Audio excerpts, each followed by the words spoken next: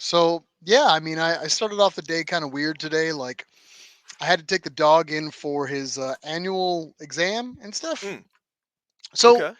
the odd thing about like taking your animal to the, you know, the veterinarian is, you're like, hey, give him the works, because that's the way I treat my dogs, like I treat Oh my cars. Is no. like, get him a We're just line, getting get them all that. checked out. Okay. But yeah, so I'm taking him in, and he's just like, hey, I've never been here before. The place smells kind of like a weird energy. I'm gonna pee here in the front of this place before we walk in. And I'm like, okay, I take him in. And then they're like, hey, what do you want to do? And I was like, give him the full, like check him out, make sure he doesn't have worms. And like, well, we're gonna do a New test. car smell. Yeah. Yeah, put a little freshener on him. And they're like, okay, well, we're gonna have to, test him for worms. And the way they do that is they're gonna go not through the front door, they're gonna go through the back door. Mm. And it's weird. Well, just hold him because he might flinch. And I was like, yeah, Might. he's probably gonna give some kick, because you're gonna do something to him. And then he's like, yeah, I don't really feel good about this new person. There's a weird energy coming off him. It's all right. And then I go to hold him, and he just looks at me. It's like, well, if you think it's gonna be okay, and he gives me the puppy dog look. And Oh, then because he's a here they puppy. are with Yeah. this Q-tip, and they just ram it in, and Ooh, he's just like bunches up, and he just looks at me like, "Why did you bring me here? This place sucks." And then like the lady's like, "Oh yeah," and she pulls it out, she puts it in a little whatever, and she goes, "We'll let you know." And then he just looks at me like, I'm like, "Hey, buddy, it's all good. You're good. Good as new." And Just new. he's like, "Yeah, As good." right as rain. Good. Yeah. He's like, yeah, good as new. And he has it all day. He's kind of looked at me with like this weird look, like I don't Yeah. know if I want to party with you anymore. So I'm trying to come up with ways like to make it up for him. I got him treats, Oh. and I figure the only way I'm gonna make it up to him is to take him to like my prostate exam and just be like, Yeah. just Well, so it flips the coin, if you will. So well, what I will say though is that the cool thing about after you have an exam like that, whether you're a dog or a human, is that the oh rest of the day is cake. yeah, that was the hardest It's part of your day. amazing. Yeah, yeah, yeah. I mean, like you can do anything. I had somebody I'm quoting a comedian though. He goes after my prostate exam, I had the best day. I got a phone call from the electricity company and they said they're gonna shut off my electricity. And I said, no one's gonna be sticking their finger in my butt, right? And they're like, nope. And I was like, shut them off. He says, There you rest of the go. day is So, cake, buddy. well, welcome to another episode of the Nissan Nerd Podcast. As per usual, we start with our normal banter, and me and Mike are usually talking before this gets all started. So today it is about dog balloon nuts, and you were lucky enough to witness that. But yeah, so we on another episode of the Nissan Nerd Podcast. Thank you for joining us here tonight. And Mike, go ahead and tell them what they want for this episode. All right, guys. Again, thanks for being here on this episode. The new GT4-spec Nissan Z will be competing in the America GT4 series for 2023. We're going to talk about that. Also, Nissan exceeds their expectations for its shareholders. Miles, I think that's your article. Yeah. And and to top things off, we're going to be speaking with Ohm Pandya about with Apex Engineered about his company, which specializes in vintage suspension for Datsuns and Nissans. Please stick with us, guys. This is the Nissan Nerd Podcast.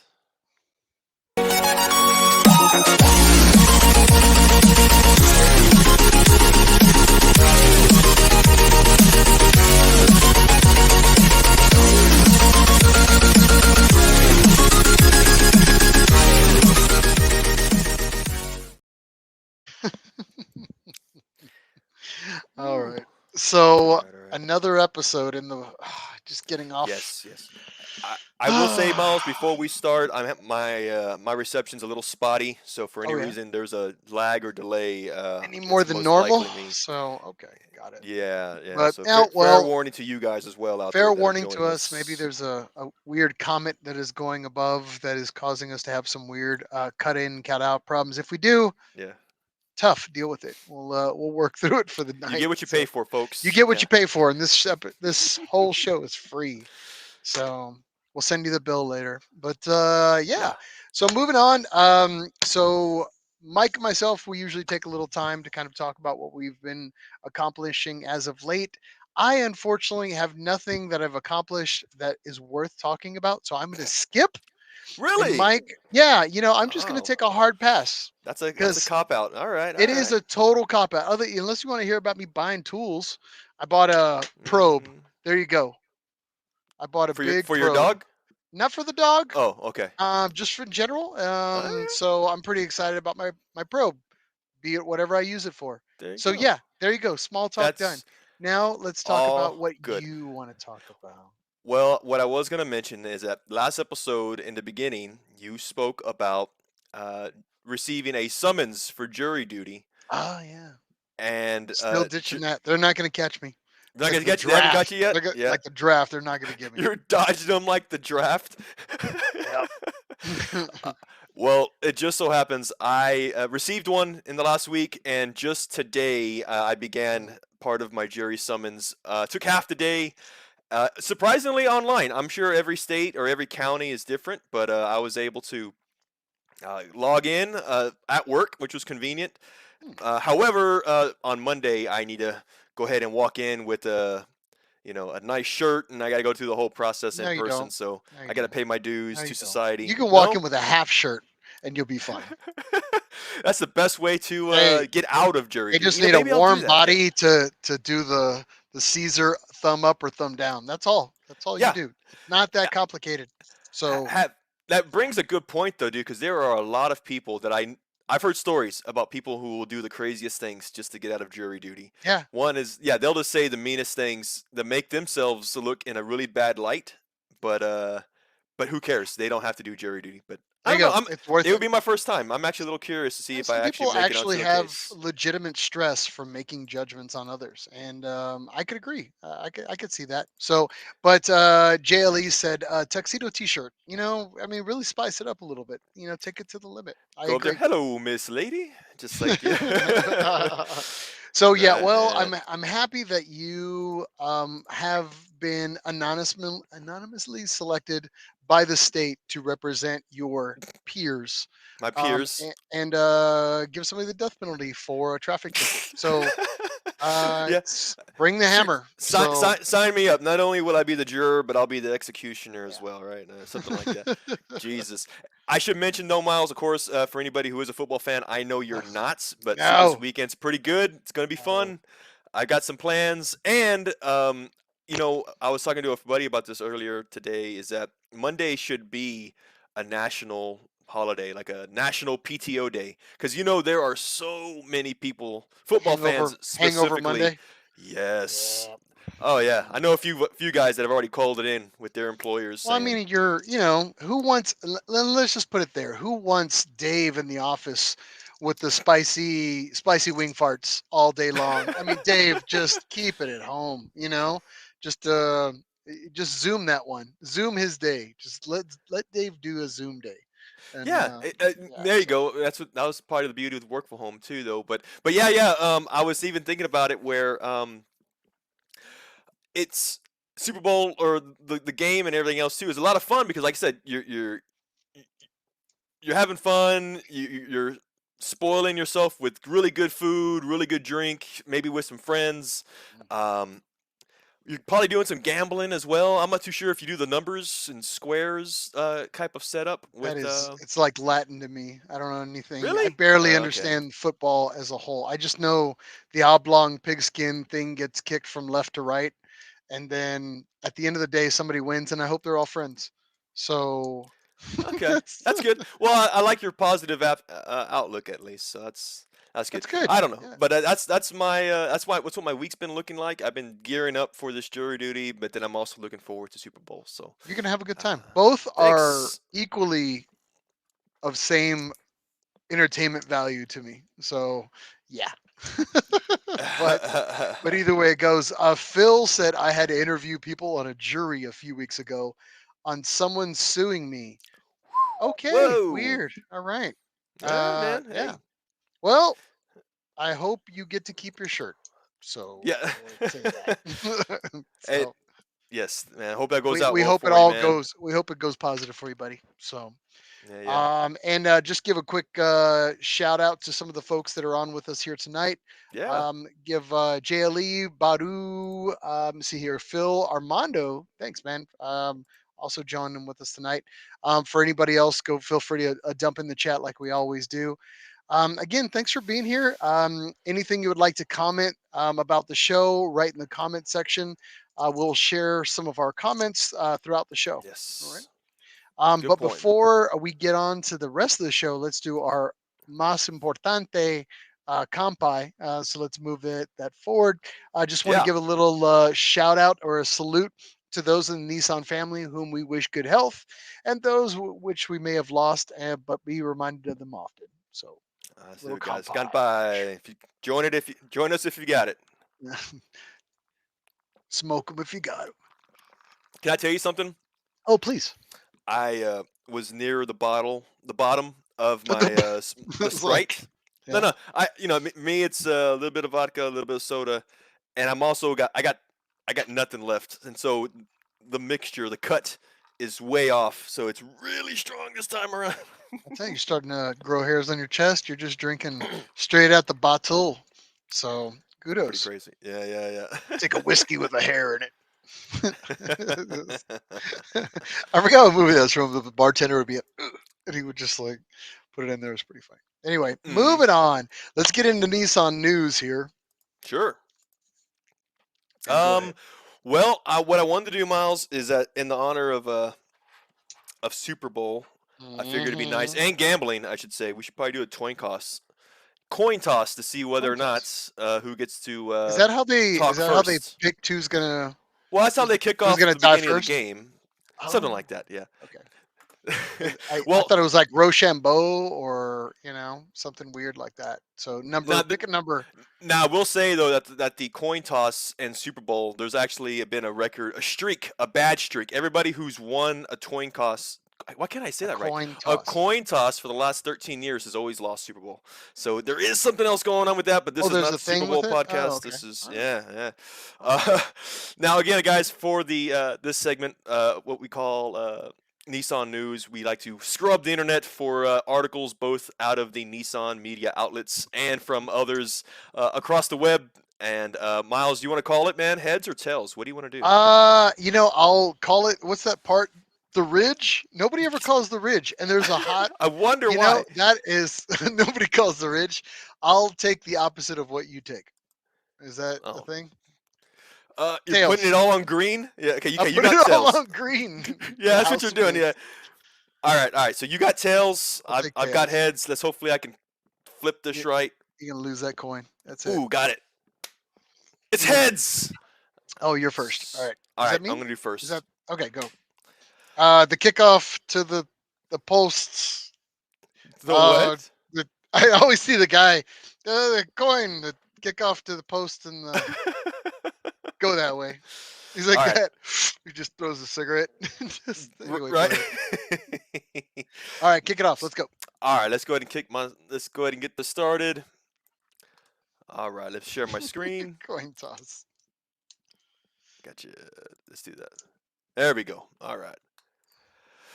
All right. First up, guys, here for Nissan News. My article here is that there is a company in California that is repurposing old Nissan EV batteries and are earning millions by storing energy for California's power grid. I think this article really hits down into I think what this show is about, which is the obscure, the nerdy, and Nissan. So this is exactly the article that I want to share with you guys. Um, Before we get into it, we've actually covered similar articles in the past about repurposing EV batteries for Mhm. other things aside from cars. A lot of them have actually been sponsored by Nissan. For example, Nissan is part of a group that will take some of these Leaf batteries that are 10, 5, up to 10 or 12 years old now, and repurpose them to power freezers at convenience stores or the crossing signs for the railroad tracks, for example. This one is actually completely independent, though. But from what you see here, I had to go to PCMag.com to get this. That's how nerdy this article is, which says here that a Los Angeles startup company called B2U Technology is have come up with an innovative battery storage system. They're giving EV batteries a second life without having to dismantle them. So essentially, they're taking the battery from a salvaged or used EV car, either from Nissan or Honda in this case, and they use it as is. They literally take that battery off from the vehicle, and then with their technology, primarily with the connectivity, connecting batteries in series or parallel with transformers, they're able to store energy that is generated from wind farms and from solar farms in California. So I'll share a picture here. Of course, you can see here this is a solar farm. And then you've got dozens of these white containers with little cooling units on top. That's where they're storing these batteries, stacking up. I think it's like 30 batteries per container. In total, though, this company is utilizing 1,300 used EV batteries. They're able to store up to 25 megawatt hours of storage capacity, and a lot of these batteries are saying are up to 8 years old. So I think Nissan's only EV that's 8 years old or older would be the Nissan Leaf. So you could say this company's taking used Nissan Leafs, they're grabbing the batteries and using it here for their solar farms and their wind farms. They're saying though they store this energy. It's carbon free, and then it's later sold back to California in the energy wholesale market.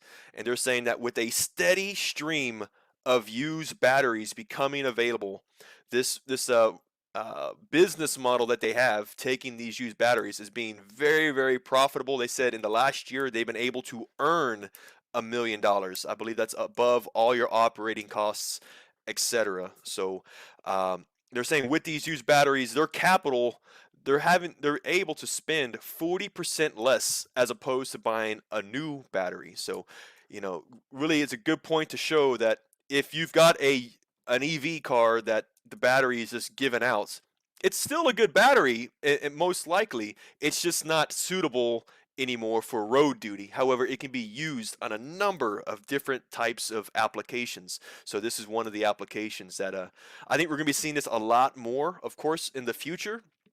And Miles, we're no stranger to this. In Texas, power grid's not too good. We could probably be seeing these in Texas pretty soon too, I think. We'll see, we'll see. But yeah, I mean, there's got to be. It's a brave new world, and we have to adapt that. And there's got to be something that's got to be there's got to be utilization for these materials that are coming off of these vehicles, and why not repurpose them? Why not repurpose, reuse? And it just makes sense, and that's a good feel good, man. Good job. So, now, now, I will say this though, Miles, before mm, we move on to your article though, yes, please. the when let's just say this, I'm a capitalist by nature, and so I start thinking 40% savings, millions of dollars. What are we talking here? I started looking, all right. I went to my local Copart salvage insurance, and I started asking myself, how much are these leaves, man? If you can get a used leaf with Hmm. with the sole purpose is just to take that battery, what am Hmm. I really spending here? And I went through the bids, the current bids on some of these auctions, Yeah. by I think the highest bid in some cases. Okay, highest bid 4,000, 1,600, 1,400, 1,300, 7. I mean, you're getting down into even 300 range, 200 Hmm. range for a Yeah. salvaged car. If that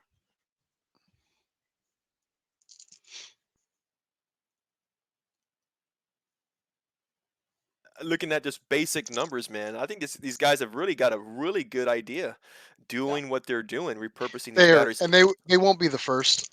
They won't be the last, I The should say. last. Um, you know, and you've seen this not only with Nissan, but this isn't something new. I've heard this from folks taking the old Prius batteries, doing something similar, and then of Mm, course we're seeing people do the Tesla batteries. But most people are taking the Tesla batteries and repurposing them into vehicles that they're taking the Tesla motors and the entire guts, and they're using that still to power everything, because Tesla's, unfortunately, it is what it is. They're ahead of the game in that respect. Okay. But I think the cost effective benefit is what people are utilizing these. Exactly what you're looking at is these bids and these transactions that are happening on the recycled market.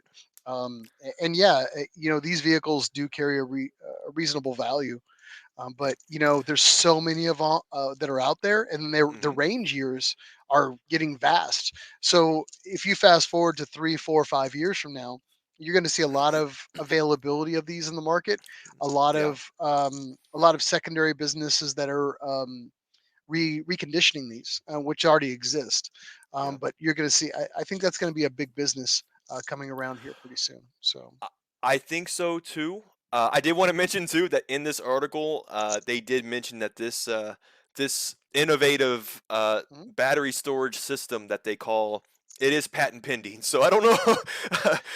There's ways around that, I'm sure, but I'm sure. I I'm think sure. there's going to be a lot of really good ways that businesses can be built based on this Absolutely, absolutely, and it's going to be this for all system. different types of markets. You're going to see everything from your guys that are like outlanding, and wanting Yeah. to have secondary battery systems, to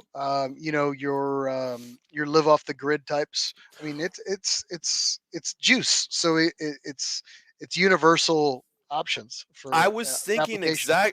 that's exactly So what I wanted to ask you too. I'm glad yeah, you mentioned it because I know you to be somewhat of a not a survivalist, but what? to be as independent as possible. We've always talked about you know, uh, gardening, your own food, your own water supply. Okay, this Right. is energy that you could create. I wonder if there's like a DIY. I'm sure there is, to where I'm sure. a Yeah. guy like us can just buy a used Leaf, pull the battery, you know, maybe even an inverter and a few solar panels, I'm and sure to you just can. create their own. I will say this before we cause anybody any serious injury.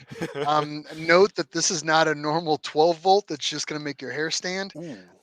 These will literally blacken your fingers type of systems. These are high voltage systems. So you really kind of have to know what you're doing. Take all the proper precautions, wear all the gloves. You don't want to be like day after New Year's with fireworks. Pop, you don't want your toenails popping off like popcorn. So Short I fuses. only I'll be say this fine. because I dip my toe in this industry, and we have to kind of go through all the OSHA safe stuff when we're dismantling and inspecting vehicles during my what I do on a normal day to day. So, That but yeah, with that being said, I hope so. Just safety precautions in mind. So, That's a good disclaimer. I'm glad you mentioned that because yeah, that's there are many different cars with their operating systems or voltage systems being different ranges, obviously greater than 12 volts. yeah, So safety that third, yeah. guys. All right. But on that note, about some good news, a little good news about Nissan. This just came through literally early this morning, which was yesterday, depending on how you look at it. So Nissan actually posted up for their third quarter operating profits. Um, we knew that they were going to be good, but apparently it really was good. So Nissan actually, in their quarter three projections, showed an operating profit that more than doubled what the analysts had put out. 9 analysts to put this out, and they showed a huge profit for the quarter, which is astounding news for Nissan. And I'm going to read it off a little bit. So Japan, Nissan Motor Company posted a better than expected 155% jump in their third quarter operating profits. Now, this operating profit for the 3 months ending in December 31st came to 133.1 billion yen, which Mm, translates to about $1 billion US. So this actually beat out the average 104.79 billion yen profit that was expected by 9 analysts. So that is extremely good news. Um, Now, with that money, you can kind of see why we're getting all this news that you and I previously covered about Nissan reinvesting this money. What are we going to be doing with these dollars? Are we going to give them to shareholders? And what they is they actually chose to somehow reinvest a lot of these funds, which is Hmm. probably very smart considering the future plan that we've discussed again in previous episodes with Nissan. So Nissan at this time is using some of those funds and putting those into that reinvestment into the Nissan and Renault alliance Oh, that we've also previously had talked about. yes, we have. Now, on Monday, the Japanese automaker made an investment stake up to 15% in Renault for their new their new electric vehicle unit, Ampere, as part of a long anticipated agreement. So, we were talking about batteries previously and the history and the evolution of that that's going to come from that. This is it. Nissan's is putting their money down, flipping their coin, if you will, for the future. And I think it's a smart move. You know, this is going to be the future of everything Yeah. as we see fit. Well, We can only talk about yes. combustion engines, inline sixes for so long. Oh no, we're gonna do that forever. Don't get me wrong, We but will do it forever. I mean, the reality is, but I mean, in what do terms I of want to talk keeping about? current, I want to talk about yes, inline sixes. I want to talk about, come on. I yeah, want to talk about V6s and four banging turbocharged bad boys. So that's what yeah. yeah. I wonder, not to go off sidetrack here, but with engines, internal combustion engines, there are so many different configurations. Again, Mhm. everybody's got a preference. It seems, inline six, V6, V8, whatever the case may be. Electric motors. I mean, again, I've heard of single motor, dual motor in terms of the drive and power, but I don't, aside from different materials maybe that the engine, that the battery or the motors are made out of, I think the Yeah. configuration is typically the same.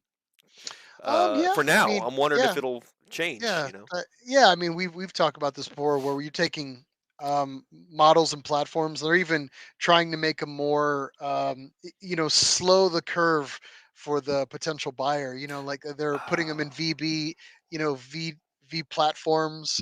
Just so people can like slowly get used and get accustomed to the brave new world that's coming. I yeah. did want to let you know that Nissan did have a spike on some of the stock pricing. Ooh. It had a pretty good growth over the last few days. I expected a little bit more, but it Mhm. actually, the stock had been trending around $6 probably for the last 2 3 months. It Mhm. actually ended up finishing today at $7.41.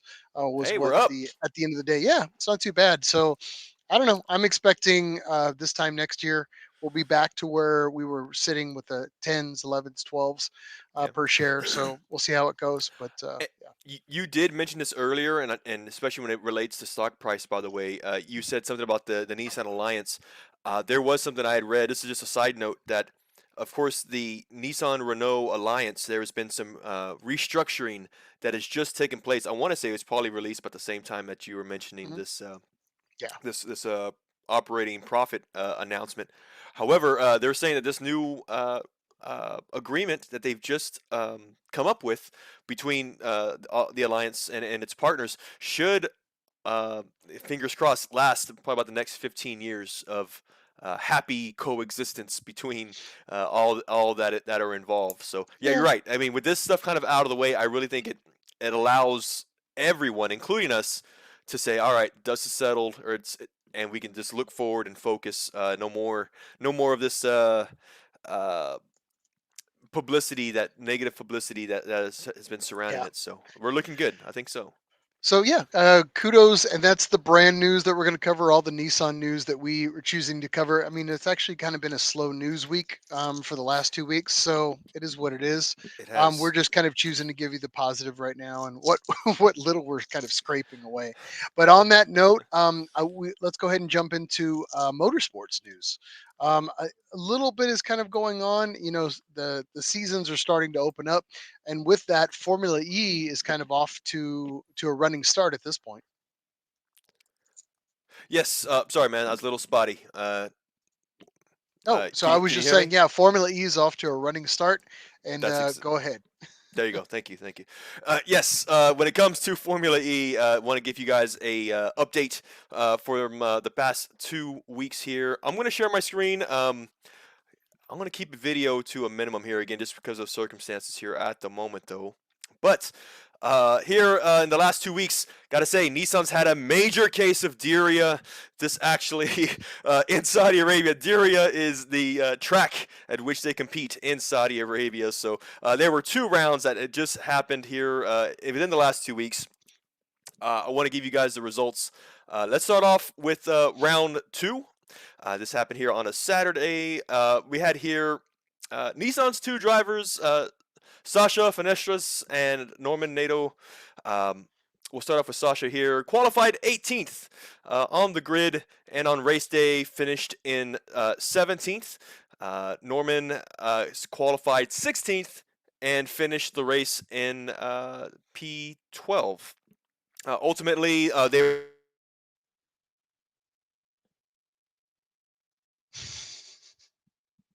this was a back-to-back race. So the following day on Sunday, you had qualifying and racing again. So in round 3, we have here Sasha Fenestras qualified 12th, finished 8th. That got Nissan their first points for the season. Were 4 points for the season. Meanwhile, Norman Nato qualified 19th and finished 14th.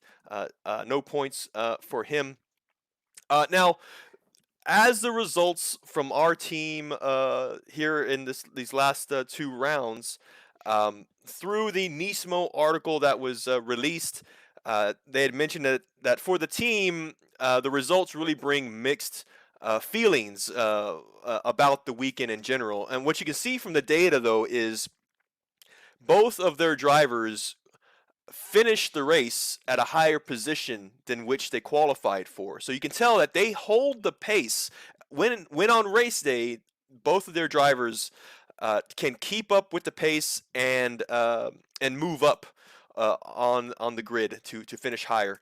Now it's qualifying really that they have yet to really get their potential, to show their potential to qualify higher on the grid and be able to rake in more points at the end of each round.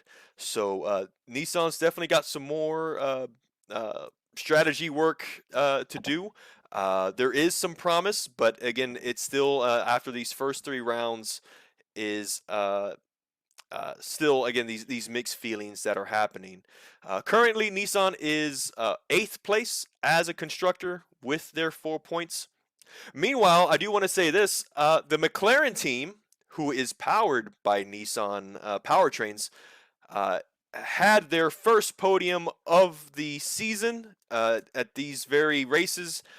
This weekend, they brought in 43 points and is 3rd as a constructor.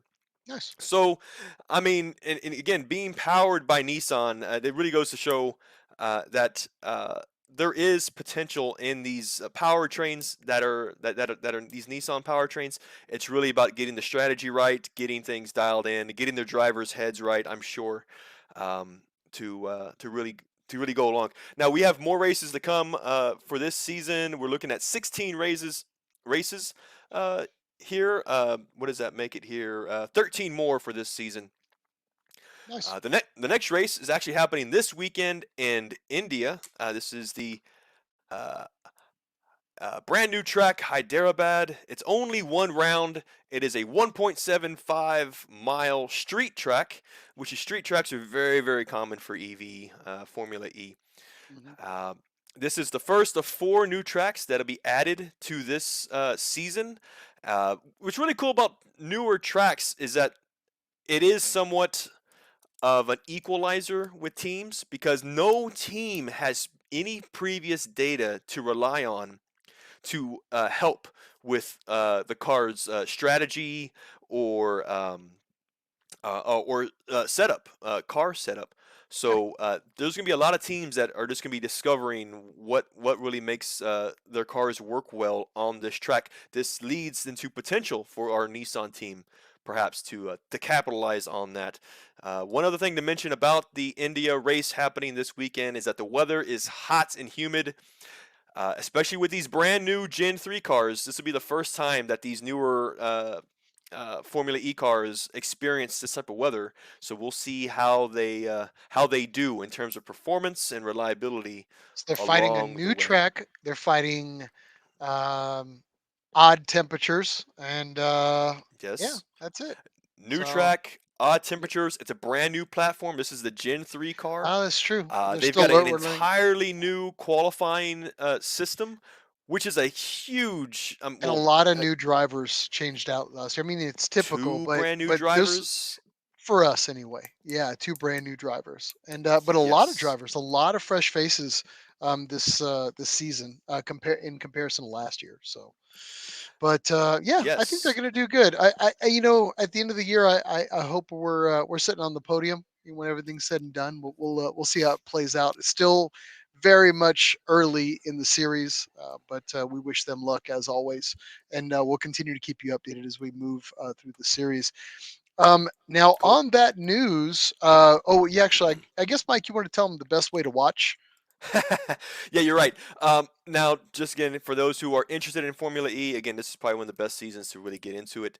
The best way to watch this currently is that if you do have a direct TV sports package, the Formula E race is accessible through that supplier or cable channel or satellite channel, however you call it.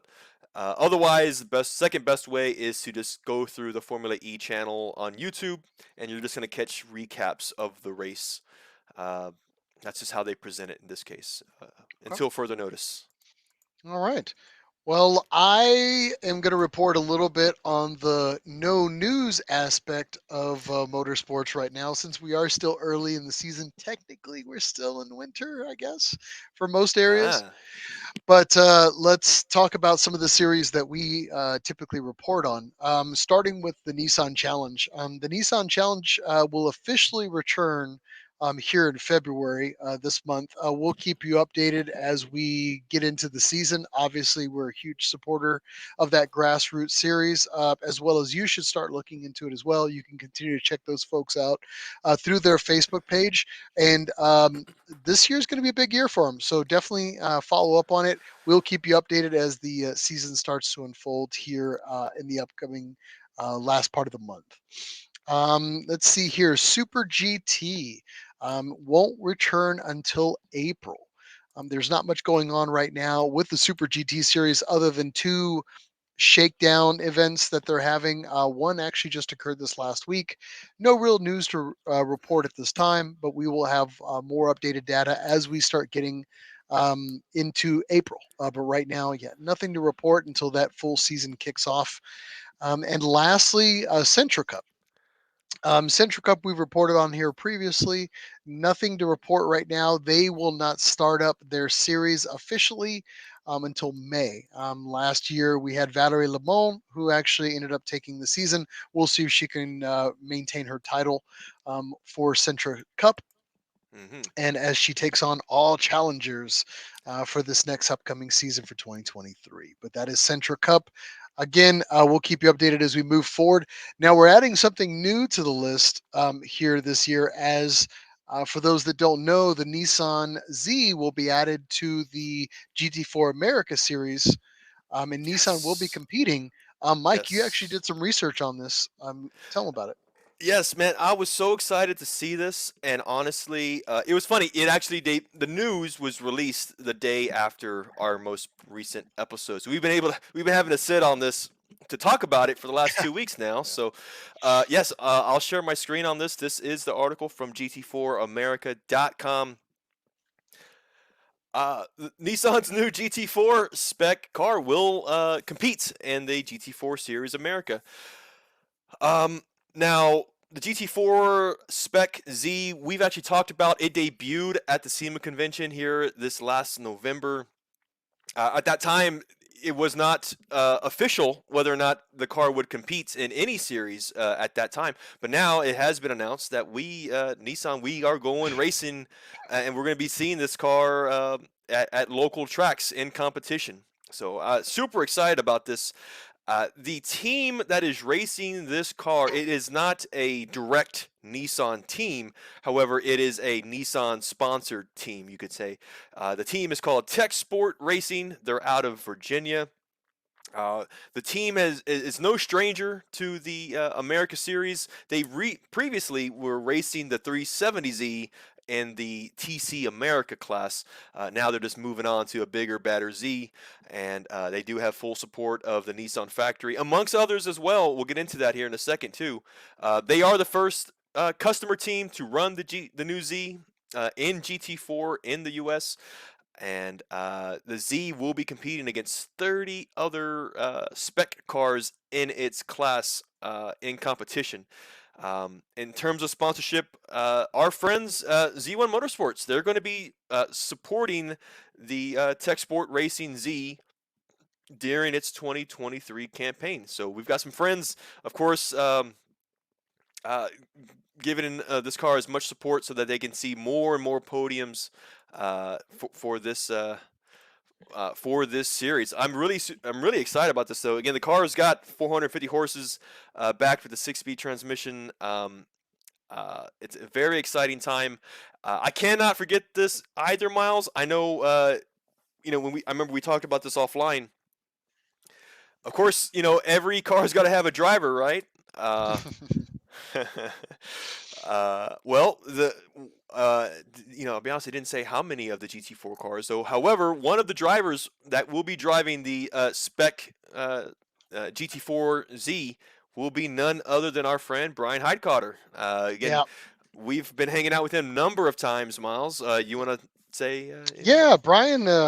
Brian is a legend within the GT Academy. Obviously, he was the winner of um, the first U.S. GT Academy, and he went on to have some really good fame with a lot of the GT spec cars, the GTR, and The then of course, GTR, yeah, yeah, with the GTR, and then numerous other teams as well. And currently, right now, he's on with Forsberg Racing, and he's just killing it.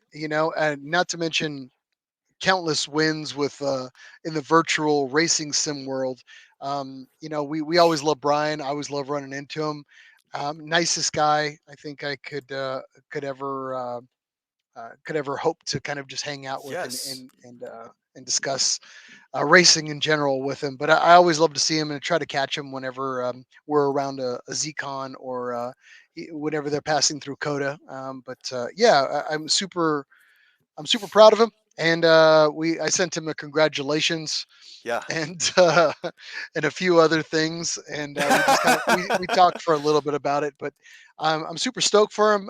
Yes. Honestly, Brian is a beast in the seat, so I cannot see him not kicking tail with this Yeah. upcoming season, and I can assure everyone that he's going to give 110%, and I, he's going to leave it all out on that field. And he's a hell of a driver, and I, I really think the season's going to be great. So. Absolutely, man. Same here. Just know having remembered the finishes, the podium finishes that he's had with the GTR. I want to say at some point he'd set some record for Nissan Oh, he as a set so driver. many records, and then what I love to watch him race is when he's his best. I mean, he'll take the field and he'll lead a lot of times, but Hmm. I love to see him when he's like caught up by a mistake or put back in the pits on something and Okay. fight his way back up. Yeah. Man, that's some of the best racing I've ever witnessed is watching him kind of do that. And he's just in his element and he's just tracing that red mist. It just, you better watch out. And he's out there killing it. So again, kudos to him. We're very proud of him, and we Yes. wish him all the success for Best of the luck, upcoming man. season. So yeah, we'll continue to report obviously on that Yeah. season as part of one of our Before series. Oh, we wrap up with hold on one second here. Was a little spotty there. oh yes, I am. Wrap up with the GT4 series, though, you did mention Coda, which reminded me that there is a complete 2023 season schedule for the GT4 America class. Mhm. Circuit of the Americas is one of them, May 19th through the 21st. So, guess where we need to be, Miles, that weekend? That's where we're going to be. Now, other raceway, sorry, so let's just say this we'll leave a link to the schedule in the show notes for those who are interested. Sure. However, the GT4 America Series starts March 30th at Sonoma Raceway. One, two, three, four, five, six. There are 7 other tracks here, including the NOLA Motorsports Park Circuit of the Americas, Virginia International Raceway, VIR, Road America, Sebring, and Indianapolis Indeed. Motor Yeah. Speedway. So a good list of very notable tracks to be racing on. Last race is in October, so from March through October, we've got some coverage of the GT4 class, which we'll be doing, and of course rooting for Brian and all of this. So Of course. I'm Yeah. excited, dude. We've got a lot to cover this year, man. We've got what's that make it 5 different Yeah. series It's that going we're to be a covering? heavy motorsports year this year. So as we Yeah, start to enroll, and we'll try to do it justice by reporting on it and give you all the information that we can, all the videos, all the YouTube links. We'll keep you updated. Just continue to follow, obviously the Facebook page hmm and our Instagram account. We'll try to keep you updated with everything that's going on. A few yes, people did chime in here. Ion actually went back and said, "Hey, YouTube, you can check FIA Formula E." Out of that link that he has there. Thank you, yep. Ion, for throwing that in there. Thank you. Haley threw in Stoke for the GT4 and Stoke for the drivers. I can't not agree. It's yeah, it's definitely going to be a stellar year this upcoming year. So, Haley said also a well earned seat. I would totally agree. Agree. Brian's definitely fought his way for everything he's ever earned. So yeah, if you ever see him around an event or ever see him at a Z convention, because he does a lot of PR for Nissan and for Forsberg Racing, definitely give him a pat on the back. Let him know thank you for supporting the brand, and just give him a shout out. He always appreciates those things, and he always takes a little bit of time to kiss babies and shake hands. So if you will, so very nice uh, guy. Kiss hands and shake babies. Yes, got Kiss it. hands Got and it. check babies. Yeah, Ion also threw another link in here, GT4America.com for the calendar. It's right there Ah, in the comments. So yeah, if you want to have thank that you, for Ion. yourself and make your own notes, if that the GT4 circus is coming anywhere in your neck of the woods, you definitely want to mark your calendars. So. Yes, absolutely, man. All right, very good. So about this time, Yes, it's about time to bring on our special segment. yes. On today's special segment, we're going to be doing interview with the owner of Apex Engineering. It'll actually be Apex engineered. Yeah. engineered. Sorry, I'm reading your notes that you wrote, so it was your Ah, mistype. He'll literally read anything Jesus. on the Okay, screen. I played myself. Okay, got He'll it. he'll read anything on the screen. But Daggett. yeah, again, an interview with Ohm Pandya of Apex Engineered. Ugh, now you got me tripped up.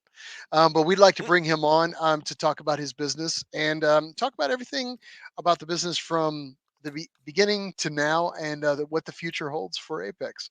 So let's go ahead and bring him on. I think he's in our green room right now. Let's do it. Let's do it. All right, adding here. Oh, me there. Hey guys, how you Hey, Ohm. doing? Hey, man. Welcome. We're Thanks, doing thanks for well. having We're me. I'm doing well. excited. Yeah, man. Thanks for sticking. Oh, All right, you there? Can let's make sure we got Okay. connectivity. Are you good, Miles? Oh, I'm great. I'm good. You were locked like this, like.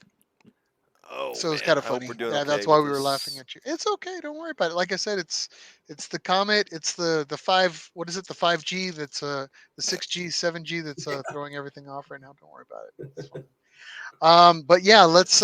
So welcome, Ohm. Thanks for spending your time with us this evening. Hope hope we didn't disrupt your normal day to day schedule too much. So no, no, I'm good. I'm good. okay, very good. Awesome, man. I gotta say, my that I gotta say thanks. So, you were one of the first guys who actually reached out to us way when we were just getting started with the podcast, and I apologize for not getting you on sooner, man. But I appreciate you, still being on board. I gotta say, I follow a lot of what you do on social media, and most notably your the reels, the videos that you make, Yeah. those small video clips, man, they're just so awesome to watch because, well, I'm a fan. I like. Uh, it's almost soothing to see the amount of work. You know, the sanding, the powder coating, the welding.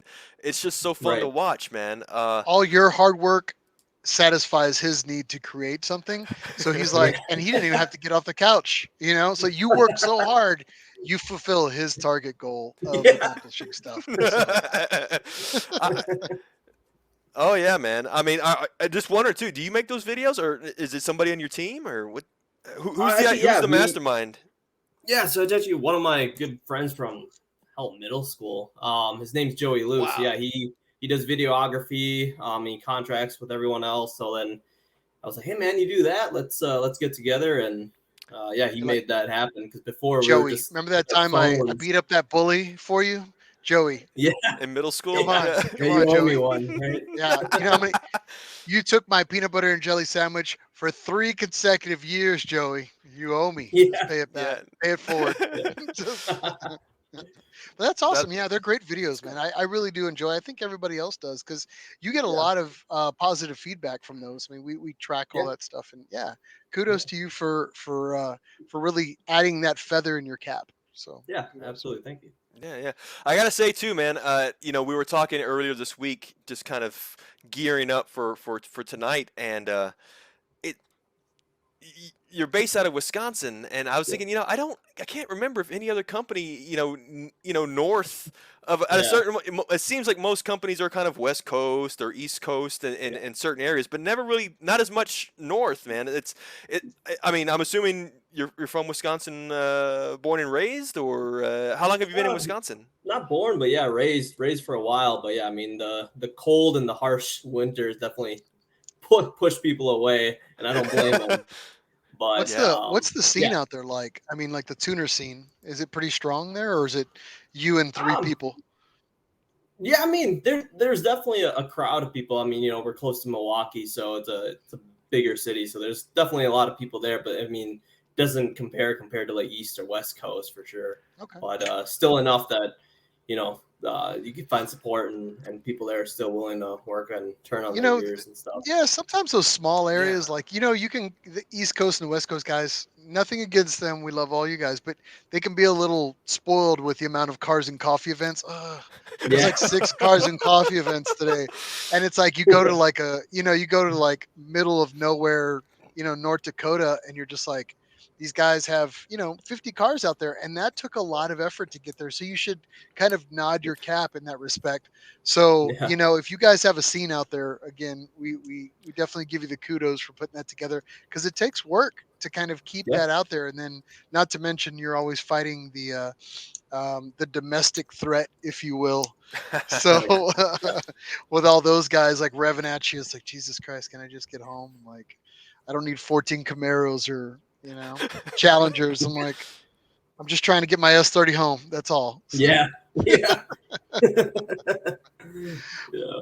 So, but about you, so you've been in the game for a hot minute. So, I mean, how did you officially find your passion for cars? How did that start?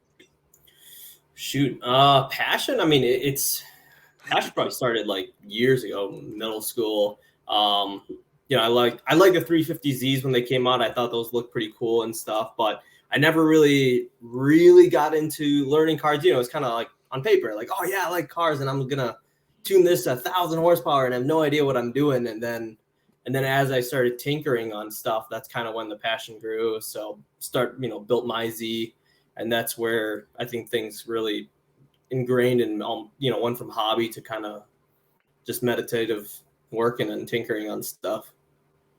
Gotcha. You said Z. I was wondering, what generation Z are we talking here? I mean, I have the S30, so I have the 73 240Z. There And you that's go. kind of what, Nice. yeah, bought that in 2013, 2014. And then after that, I kind of just made me really Yeah. get into these cars, I guess. Well, at this point, you're a suspension guru, right? Let's call it what it is. So, Yeah. obviously, you're going to do some fun stuff with your car, and Yeah. I mean, up here, it's no limit for you. I mean, and if you're any self-respecting Nissan or Z business owner, you obviously haven't touched it in probably 2 or 3 years, like the rest of us, Yeah. our own Yep. projects. Yeah, So I'm what? definitely So in you've had that. a lot of planning time. Talk about it. What's your plan for the car? The plan for the car, so I honestly abandoned it for a while, and I think now the plan is kind of start from scratch, and almost go like tube frame and almost showcase it as what the company can do and what I could build. That's the plan. I need life to settle down a little bit, but hopefully in the next couple of years I can start tinkering again. I got my garage back, so at least I have a space to start working on stuff again. Good man. Good man. Gotcha. You mentioned coming back to it. You said okay, so first Z car S30. Okay, about 10 years back. And where what was it that really made you like the light bulb that made you say, hey, something needs to be improved or fixed or a product needs to be made? When did that come around? What was it? What was the first product? Like how did that Yeah. all start? Yeah, so it really wasn't directly. I was just a broke college kid when I was working on my car, so Yeah. I didn't have the money to spend on some of the companies that were selling parts. And so then I started making my own, control arms and then suspension system, and just wanted to make it like kind of a crazy build with a college kid budget. And so that's where I kind of learned, how to fab, how to weld, and then I think out of the blue, someone on Facebook, oh yeah, his name was Juan. He reached out to me, messaged me. He's like, hey, can you build me a set of rear control arms? And built it for him. The first design was not good, but it kind of made it a lot better as the Juan, years came. if you're out there, please return the first prototypes Yeah, of. yeah. Yeah. Do not let those go into Everybody- public view or sell them The on eBay. You will go ahead and give you some store credit. Go ahead and return Yeah, those. yeah. I'll take them back. I'll burn them. But It's crazy though. It's like now you've got X amount of years under your belt, and like if you could look at your first stuff, you're just like, first but versus oh that yeah, your quality level at this point is just it's phenomenal. So just a yeah, kudos, another shout out. But yeah, yeah, I yeah. didn't No, we mean to definitely improved distract. our. Yeah, yeah. yeah. The first guys that were Uh, getting our stuff was my welds, and I apologize in advance for those. You don't want my welds. You know. I've seen his welds. Yeah, you don't want his welds, man. uh, I mean, again, is this we're trying to get a feel of the whole the origin story? So you Yeah. made it. We're making parts for yourself. Yeah, so my mom was kind enough to loan me her garage to work on my Z. And so that's where, I was working on my Z. And from there, I had that guy reach out, and um, I said, yeah, we can make you a set of rear control arms. And from there, he posted them on Facebook, and we got some feedback, made a few changes, and made a website. And so that's where I started selling just the rear control arms, I think up till 2018. And then we added the cross member, the control arms, and then shortly after the tie rods and the quick steering knuckles onto the site. And that's where we kind of, catapulted into just making one-off rear control arms, maybe like one a month, one every few months, just for beer money, into like, kind of a legit company and selling, couple parts a day, which I could not keep up. It was just me. So then, I in 2019, I bought a house mostly for the garage. You bought a garage Awesome. with the house attached. Yeah, That's how bought the you garage. do it, man. Yeah. Yeah. That's the way to do it, brother. And so then, moved everything out of my mom's garage and moved it into my garage, and that's where we started making, more production based parts. Like we got a little CNC, so we can start keeping up with the demand. And then hired my first employee there, and then we grew. We were in the garage for about 2 years, so 2020 Wow. is when we moved out. Yeah, 2020, So 21. So you, I mean, you were cutting your teeth with the S30 chassis initially, right? I mean, at this point, I mean, the amount of applications that you have for that chassis, and you could see that is just like it's pretty vast. If you go to the Yeah, website, while we're on this interview, you can check things out. yeah, But I mean, you have these extreme race setups to, you know, a more evolved version of what your original stuff was, and then from there, I guess the next in the line, and and we're going to comment. I'm going to pull some comments in here in just a moment. But a yeah, lot of people started really giving you like a lot of thank you recognition for yeah, taking on the, the less known models or the less popular, like the Z31 yeah, 280ZX. But how did that chronologically happen? It all started with the S30. Which was the yeah. next on the list? Was it like 280ZX or Yeah. So, Z31? so after S30, we were primarily and solely on S30 up till 2021. 2021, we branched off and got into the 280ZX.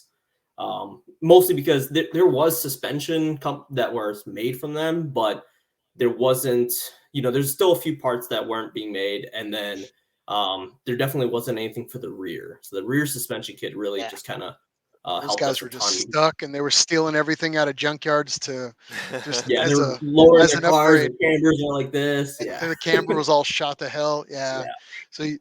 you probably honestly saved a lot of 280ZXs and started making them look cool because you Yeah. could start getting Yeah. the stances and then they could finally grip handle, like Yeah. actually Yes. you were starting to make a good grip vehicle, I mean, out there. Yeah. So That. I wouldn't Yeah. necessarily say for like drifting. I mean, yeah, there's Yeah. people that were probably doing that Oh with your yeah. products, but Yeah. I mean, you were doing the all important stuff, is which is engineering real true stuff for application, like for usage. Yeah. And when I started going through your website and checking all that stuff, I was like, wow, this stuff is like Yeah. not messing around. Like, so Right. it was 280ZX, and you Fire. started cutting your teeth on that. What happened from there?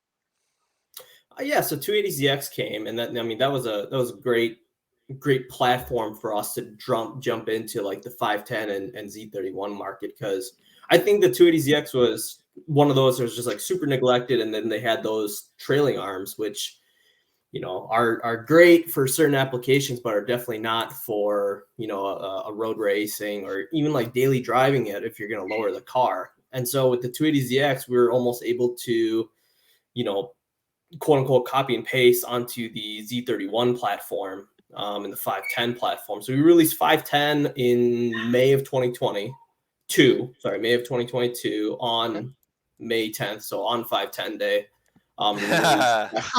Nice. Nice. Good choice. Yeah. Yeah. Yeah. So release 510, and that 510 was also one of those that nobody really made stuff for the rear. Um, and I guess the shops that were making it was like a one-off thing. You'd send your whole car there. They would make a custom suspension system, or a lot of people were stuck with swapping the 240SX multi-link kits. It's a lot of cutting, Yeah, welding, and all that stuff. Oh. that's all there So was. Yeah, there wasn't yeah, anything out there for a good time. So, oh yeah, man. and What so what I'm going to do too, as we're talking, I'm going to share a slideshow. We've taken a few examples from your website, photos for those who are really want to drive home like the complexity of these kits, man, and how impressive they really are. When you say cross members and these words, I really want people to see Yeah, exactly what they're looking at, because I yeah, wouldn't say you're downplaying it, but it's just like the amount of um engineering that went into these is definitely deserve the kudos for that. yeah, I mean, and that's your whole front cross member section that we just saw, and that was kind of your yep, bread and butter early on, right? That was just the money maker, or the thing yeah, that sets you apart in the business, if you will. yeah, So yeah, it definitely was. I think. because nobody was doing it, Yeah, nobody was really. doing it, and then we offered it for the like RB swaps, JZ and LS swaps, and I think that really pushed it because it was modular. So somebody can, if they wanted to change their mind on, oh, I want to have a different motor or whatever, they can just buy the mounts from us and not have to change out all this other stuff. Yeah, it really makes it more of a plug and play, right? Less custom, more bolt on. Yeah, Just and you're right. You were mentioning earlier just about the performance results that they would give. Like again, some of these cars that just they feel so sluggish or Crazy. loose control, and you're really able to stiffen these cars up and make them competitive, more competitive, Right. and fun to drive. Yeah, Yeah, your full race setups are just wild to dude, look they at. look so great, dude. And then your strut tower bars. I mean, you made a Z31 engine bay look retardedly cool. Like with the strut towers and the 280ZX, God. like that. I know. I'm sorry, but that just Yeah. to take it back right there. It's just like Yeah. by far it's one of my favorite strut tower Right. bracings that exists. So yeah, very cool. So Yeah. Yeah. Uh, again, going back to the store here, so you mentioned getting your own garage. You said you added some employees, getting Mhm. into growth. I mean, where do you stand now? What's the business like at the moment? The size and business. What's business like? Yeah. So, I mean, as always, we always seem to like never catch our tail and always super busy. But we're at 7 employees now. With me 8. So yeah, I mean, we're definitely growing. Now we're at a commercial location, about 4,500 square feet. And then okay. have a few CNCs under our belt. Have a shipping a couple welders, powder coating in house, and yeah, Ah, it's a full on company now. So I guess from 5 years ago, I yeah. yeah. Well, that's the thing. So 2 things. One you mentioned was the powder coating. Now, to me, that's such a cool option because I can't really think of any other company that offers that. So not only are you offering these control arms, but through the website you can select the shade of color, and I mean, Yep. Well, put it into perspective. I mean, for him, I mean, there's applications that are modular. Yeah. So I mean, that is a huge selling point. And Mhm. then also to be able to offer powder coating or customization options for powder coating in Right. house. Um, you know, Oh, those were our first control arms. are oh those really? them? Are Yeah, those the ones? those are the I gotta ones. figure out how to hit pause, man. This thing is not working out for me. But yeah, Actually, a few things the comments here have just kind of been blowing up here. they're amazing right now. But Yeah. I wanted to give a shout out, and actually it was about some of your Look at original those. items here. Armando Garcia said, "I have those early Apex artifacts, so you might reach out to Armando afterwards to get a few more of those off the street, or maybe offer an upgrade on that. So we'll figure that out." So Yeah. very kudos. Matthew, who's on with us all the time. I know he's actually a huge fan of yours because I've talked to him about you with him Nice. in a parking lot setting before. And he said, yeah, they just started making Z31 stuff recently. Yep. And he's not right. He's not wrong. Yeah. They have, if you go through the Apex website right now, there are tons of Z31 application stuff that's out there. And how long has that been around? I mean, Z31, we've only had for maybe 4 or 5 months, Yeah. and it's been incredible. Like, we didn't expect to sell. So we had the front kit for a while, and the front kit did really good. And then the Z31 rear we just released on pre-order. I think December maybe.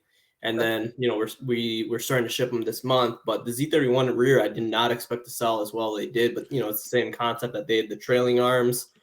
People were running through tires. You're lowering your car. Your camber's crazy. So the Z31 rear was a big sell, especially because prior to that, people were doing the S chassis multi-link swap, which is still a great swap, but for the guys that want to keep it bolt on that aren't Mhm. going for a crazy lot of power, Yeah. this is just like super easy for them just to swap Yeah. in.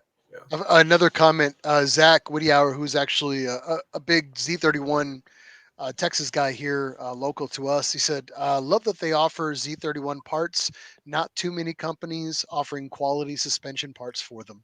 Well, So a little shout out there too as well. So yeah, you're getting the Z31 love tonight. Oh We'll see yeah. if we can get yeah. any 280ZX guys to give you some love too as well. The other um, middle children, if you will, sadly enough, but Yeah. those guys don't And the get enough Z31 guys, I respect. thought yeah, I thought for sure the like the Datsun 510 or like 280ZX guy were gonna out perform in sales compared to the Z31, but Z31 is like our next runner right behind S30 now, which is just Wow, that's crazy. I crazy. didn't, Wow. yeah.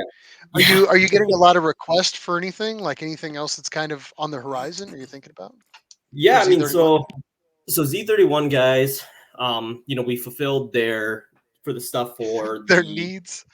yeah, no, like their regular power level, like sub 300 horsepower power Okay. levels. But the guys that were pushing the 500-600 horse, they wanted a stronger diff and stuff. So that's our next step, is to make a 370Z differential swap, 8.8 swap, and then 370Z front spindle swap. Kind of what we did with the S30, just making it for the Z31. So the guys that it fulfills both people, that the guys that have high horsepower and the guys that just kind of want OEM, wheel bearing, stub axles, all that stuff.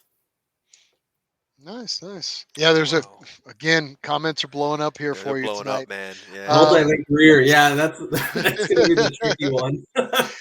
Kyle said, "Oh, look, it's my car." So I guess we got a photo from Yeah, his The S30, project. I So assume. yeah. Yeah. Well, either way nice, though, nice. these are all great Yeah. applications that you're kind of putting Uh, down. So yeah, kudos to everybody on the yep. comments. You Let's you see here. mentioned, by the way, so the powder coat, we covered powder coat. That's so cool that, again, it's custom. And did I see a glow in the dark option there in Yeah, these yeah, pictures? we did a glow in the dark about a few weeks That's ago. that's Yeah, nuts, man. yeah, Like, it was and I mean, how does somebody? uh, That's not a stock. That's not a catalog item. I mean, so I mean, does someone, if someone wanted that, do they just call you and ask, or yeah. I how does mean, that somebody, work? I didn't even know that color existed. Like a Me guy, he's neither. like, "Hey man, I want to order this. I want it in this color," and I was like, I'm "Yeah, gonna I don't know send if you that's some gonna go well." powder. All right, like you're Yeah. just like what? And I need you So, to sign yeah, for it. Don't ask any questions. All right, yeah, but don't ask. but Yeah, no, but yeah, Mike said the same thing. The fluorescent powders, like I heard about them. I've never seen anybody utilize them in an application, but very very cool that you. I mean, yeah. you don't get much more custom than that. So No. What's yeah. pretty cool, I thought, with his was he was going to. So it's black light activated. So the black light is what activates the fluorescence. Oh, Like That's really? the one. Okay. so yeah, we put a black light over Ah. it and then turned all the lights off in the shop and took all the pictures and the videos. But what's pretty sweet Put about on it is like put the on some the Jimi guy was saying, Hendrix. And just yeah, yeah. So what he was saying, like he was gonna put black lights in his wheel well and stuff. I'm like, I mean, it's not for okay. everyone, but that's pretty Ah. Yeah, cool. yeah. I mean, that's definitely like something show car that I would Yeah, see. Like, but I mean, the attention to detail, I can respect that. Yeah, that's cool. yeah.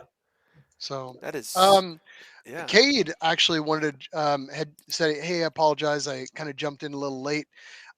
He goes, "Really curious if you could give us a brief overview of your R&D design simulation and long-term testing philosophy Jesus. and methodology." Jesus Christ, Cade, we He don't have wants all your life day. story, man. I don't Yeah, give know. us the whole Yeah. thing. Loving the S30 catalog and would love to get more clarity on how you arrive at these final design iterations. Jesus Christ.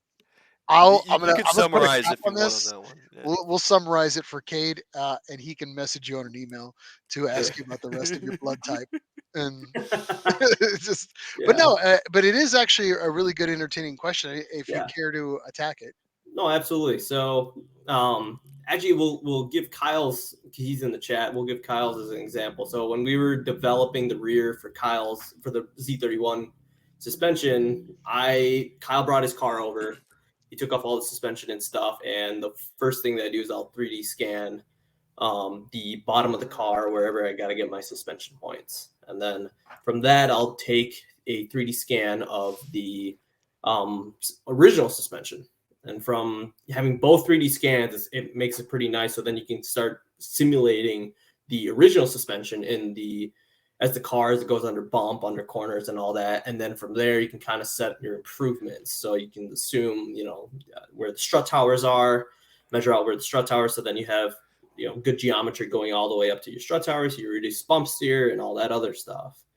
And that's generally how I do it. Is I'll take 3D scans of the car and I'll take 3D scans of the suspension, and from there, have the hard points stay the same, which would be where you mount it onto the car, where the existing holes are, and then from there, just kind of do our fancy footwork and all the stuff in between. And then when it comes to testing, we try to do like real world. We'll do our simulations on the computer, and then we'll do the real world testing on, a car that'll definitely try to beat the heck out of our stuff. So before we released the front suspension, we had Kyle and his track, the Z31, beat the heck out of it, made sure nothing broke, and then from there we went into production. So it's the same thing that we do for So most go of out our there, other. dare them to break it, and just go out there, Yeah, beat the crap out of it. Try to break something. So yeah, yeah, that's honestly that's not Yeah. that's not the first time I've heard that methodology, Yeah. and yeah, it has come from successful businesses, yeah, and utilizing that methodology. So yeah. yeah. I definitely got ahead of it in years past. To like really rush to release a product before it's tested, and Yeah. regretted those. So now I kind of make it as Well, a you've learned from your mistakes, yeah, and you have that's to you know. test.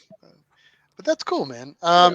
A few more comments here. Yeah. Zach again commenting said the rear suspension is a nice option since the factory rear suspension is the weak point on the Z31.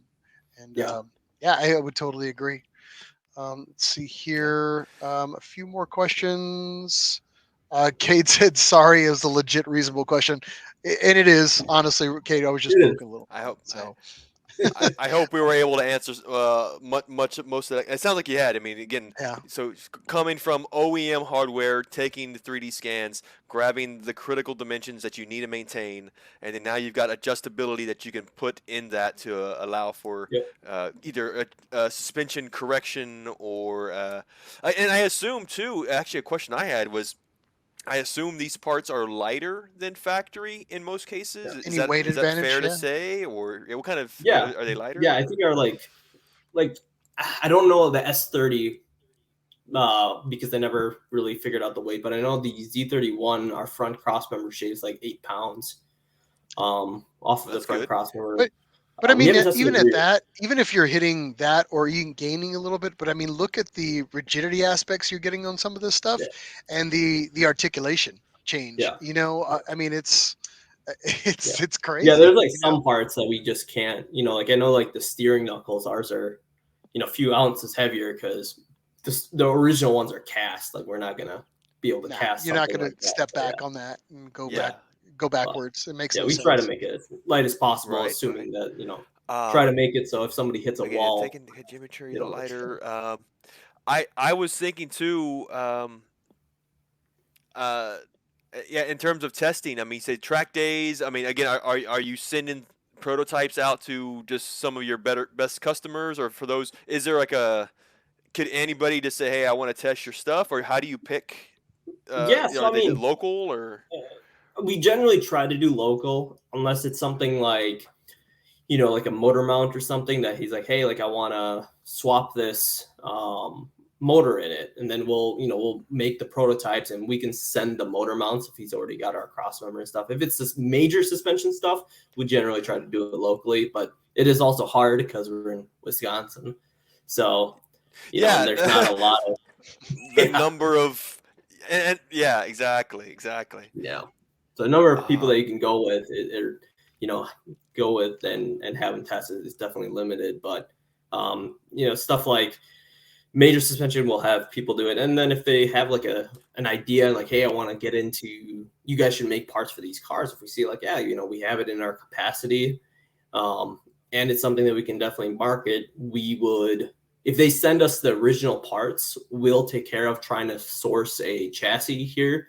So we'll, 3D scan their parts, and then, or if they can even send their whole car, which they've done once, but we'll scan their whole car, and then mhm. from there we would essentially exchange all our parts for no cost to them in help of R&D and stuff.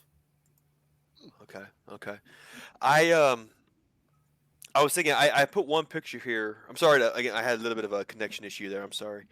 Um, I was mentioning I was looking at this one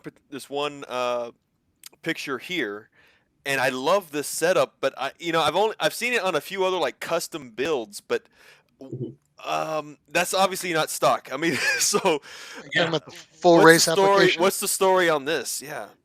Tell us about the development on that. system. Yeah. Because we absolutely love these. This is great. This looks so Yeah. cool. Again, yeah, I've seen videos of it, live while you're running, and you just see the shocks, Yeah. go, move as you're driving. It's just so fun to watch. Yeah. Yeah. So, actually, like the first prototype of that was on my personal Z, and Okay. that's before I started the company or anything like that. Oh. And that's the way I built my Z. Is I got rid of the strut towers completely. And because I had a double upper and lower control arm, I was able to do that. And then I made the shocks all that attached to like the floor.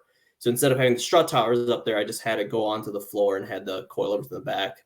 So pretty much like tubbed the car in that sense. And then like that, it was cool concept, but it never would be bolt on. And so then once, a few years down, once we had 2 years under our belt or 3 years under our belt, I was like, yeah, it'd be cool to just do this because I always wanted to do this for my own car, but it would be cool to make it bolt on for other customers. And so, and that picture there was of a customer in Canada that we actually went all the way to Canada and helped him install and did a whole video.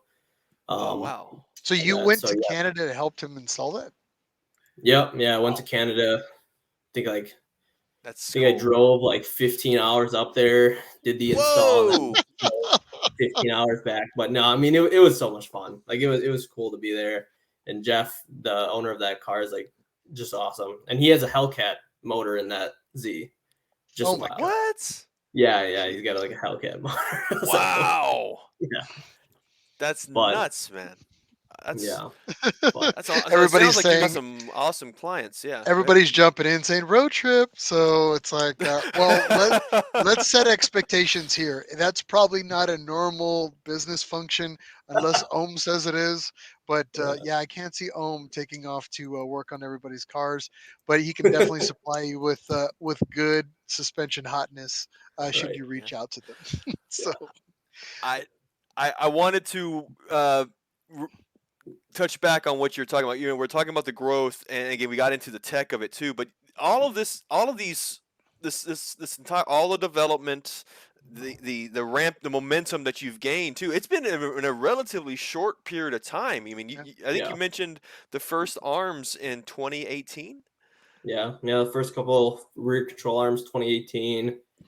And I mean, we've been, I think we like doubled year over year for the last 3-4 years. I think this last year is when we kind of slowed down and grew only 30%, which is still a lot, but like every A year great before that. number. Yeah. and we Yeah. and we talked during like offline the other day, and you mentioned in they that COVID hit the industry in all different types of Yeah. aspects. But when we talk with folks in the industry like yourself, and we kind of ask about, hey, did COVID kind of hinder you in any way? And what happened during that time period with Apex? Yeah. So, I mean, we were definitely blessed with COVID, and unfortunately, a lot of other companies weren't. But, we were blessed in the fact that our clientele grew, the customer base, they were at home essentially. And so they wanted to work on their projects. So yeah, we had crazy growth in 2021 when COVID hit, especially in the beginning, because I would say in the beginning it was a little bit quiet because people were still uncertain. But then yeah, once people got at home and got their stimmy checks, it went I was gonna say nuts. the stimmy checks is probably. I mean, the government basically put a nice little chunk of money in your back pocket because everybody Yeah, had the stim money. yeah, Make it rain. I'll take the Apex. That's where all the fancy stuff came in, man. yeah, Everybody was getting loaded up, but yeah, I yeah, cannot see why not. It's just yeah. everybody was kind of getting their projects done and calling you in. I mean, were you just getting just blitzed with orders at that time or requests Yeah, for it development? was just insane. Well, what was unfortunate about it is because we were getting more orders than we can put out. So we were getting, for every 10 orders, we were only putting out like 5 because we were waiting on vendors. Because this was industry Oh, wide, so like a lot of our vendors were slowed yes. down, or Supply Well, and then chain. materials I heard yeah, was like Even steel in general was steel, affecting steel was stainless everybody. steel, crazy. even. A lot of Yeah. our bearings, like polyurethane, had a crazy short. So like all our bushings and stuff, polyurethane had a crazy shortage, so we couldn't get bushings or anything Oh like wow. that for like arms and stuff. So yeah, it was pretty crazy. And then I guess like, for me, because I don't have a business degree or anything like that. So I'm kind of winging it, right? Like, Well, you're doing great, by the way. Yeah. So That's how you do but- it. That's how you got to do it, man. You just jump in with both feet, give it 100%. Yeah. So, Yeah. but in that sense, it kind of made us so we had to adapt and order more in bulk and order and take that risk of leveraging yourself out and ordering a lot of steel and a lot of bearings and bushings and all this stuff at a time, which I wasn't used to. I ran it super lean, and we do still considering, but it's we definitely played a lot more aggressive during the COVID time to kind of keep lead times lower, and kind of push myself out of that comfort zone there. next thing you know, you're getting bulk discounts. You're making it rain with Yeah. 8 Yeah, employees. which is something that, All right. yeah. Yeah. A few more questions here, and then we'll move on and jump on because we have a whole tech section Dude, planned up here shortly where Again- you can save your questions. So if you have really nerdy questions on the Nissan Nerd Podcast, this is exactly what we're here for. yes. And we'll kind of start off with this, with the future of the business before we get into that. But Jay Zink actually had a really good question. He wanted to say, what's the future outlook for Apex vehicle model wise? Are you planning to follow in the footsteps of T3? Well, vehicle outlook wise, we're trying to branch off into different kind of more neglected vehicles, but also vehicles that people seem to swap a lot. So a lot of people seem to swap the 240SX parts, and so we're considering getting into the 240SX market. Ooh, yeah. Which we do have a lot of stuff like already prototyped, but we're just not ready to release it because we just don't have the infrastructure. So the 240SX, we got some BMW stuff, BMW E30, E36, E46 stuff that is prototyped, ready to release. But hopefully, once we either get in another place, or hire a little more staff, we'll be able to keep up with those sort of demands. But yeah, I think the BMW E30 market, 36 and E46 would be something that we're actively pursuing, and we might try to release it by the end of the year. 240SX, we hope to release by, if not this year, maybe next year. As far as this year goes, we do want to create like the 370Z version, kind of what we did with the S30 for the 280ZX 510 and the Z31, and then as well as kind of making a few more parts for the S30. We're making some pretty baller billet hood hinges. They're just like beauty pieces. They're not real suspension, but they look cool. Fender braces. Make some fender braces. Fender braces. Fender okay. braces. We do. I We think make it's- fender braces for the S30. Really? Why, Yeah. man, Good. did I totally miss that? Oh man, Yeah. yeah, that's one of my favorite upgrades for Yeah. vehicles. It's like they don't get enough of, and people No, like and I mean just- they're cheap, to Yeah. Yeah, I mean, we make it pretty cheap too. I mean, a lot of guys, if they have the capacity, you're more power to you, do it yourself. But yeah, I mean, we sell them for 125. But that's kind of my plan. like 125. 125 on the website. In I stock, totally range. skipped over that. Yeah, but yeah, fender braces are like my favorite thing. One of my Yeah. favorite upgrades personally. Yeah, it's a I haven't- solid upgrade. So, but You- I wanted to ask a few more questions, and we're going to get into the tech aspect of our show here. But what's a typical day look like for you? Like when you not necessarily rising out of bed, but once you walk Sure. through the sacred halls of Apex, what's your day run into? You filling orders? You're on the welder? Yeah. I mean, You Yeah. personally, what are you doing? Me Yeah. personally, oh geez, these days, Yeah. These days, yeah. these days, well, it depends because some are just crazy, and other days, run really smooth. So I would say when I start, every day is a little different, but if it's like a Monday, it's usually getting customer orders out, figuring out what the shipping room would do. We do have a shop lead. His name's Riley, so he's been super helpful with like scheduling everyone's days and all that. So I don't do as much of the direct management side of things, but I tend to kind of oversee like the larger projects. Like I'll do in the morning, I'll go into the shipping room usually and see if there's any hiccups going on there, and I'll stop by welding. If there's something that they have questions on or anything like that. And then from there, I try to get a little bit of designing in. I don't get a ton of designing in during the day while I'm at the shop, which sucks. Right. When Because operations are going, just yeah, it's putting out fires and then answering customer calls and vendor calls and all that. So most of my day, I would say like 30-40% of my day is just on the phone. But then the time that it's not is usually around Ooh. the shop and helping the guys out. the- But then I get to What's come okay? home and design in peace. Okay, yeah, so you have to yeah. do it At on your. You have to night, gaslight. yes. You have to your own. gaslight. You have to For your own gaslight your own design. company. Yeah, Your own, yeah. that's funny. That's No, but I mean, it. You know, I almost What's your like it favorite that part? I have that. What's your What's favorite my part? favorite part? Is it? Yeah, I mean, you don't. I mean, don't say you love it all, but you got to have a favorite. Is it sitting there on the computer doing the design and No, figuring out something nobody's ever done before, or is it just it's. straight grinding and welding? I think I have my moments. I think when I start a new project, it's super fun, but then I like lose sometimes the momentum after a little bit. So then, yeah. like my favorite projects are like the small ones, like like the 280ZX differential mount that we just released. Like it was just fun. It was like a little tiny little project. It was good. But then some of these bigger suspension overhauls, like kind of, they take sometimes weeks, sometimes a few months, and they kind of tend to be tedious. So then I end up being lazy and then go on the floor. And then I like doing that, like just being on the floor, being in the shipping room, assembling stuff. I think assembling is my favorite part. If I had to do anything, I would assemble in the shipping room. But that's At, I can't do that uh, all the time. I remember and it comes down to like a momentum aspect, like an emotional momentum. When you see things being done, it Yeah, really is a In the booster, a product. morale booster even too. So yeah, yeah, seeing yeah, where the rubber hits the road, yeah.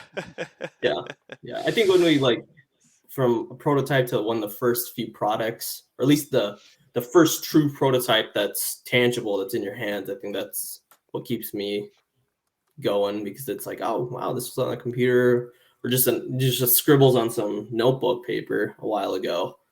So I think that's what's fun. But yeah, I do tend to enjoy being in the shipping room and just assembling parts a lot more, which I'm sure my employees will say that they prefer not to be there because I just micromanage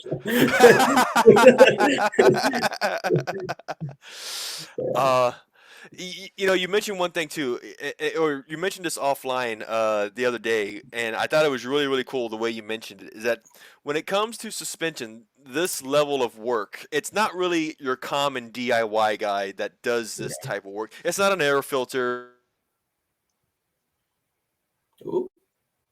Yeah, he's dropping off back and forth. My apologies, folks. Can you hear me? Am I back? Yeah, you're back. Yep. Go ahead. Sorry about that.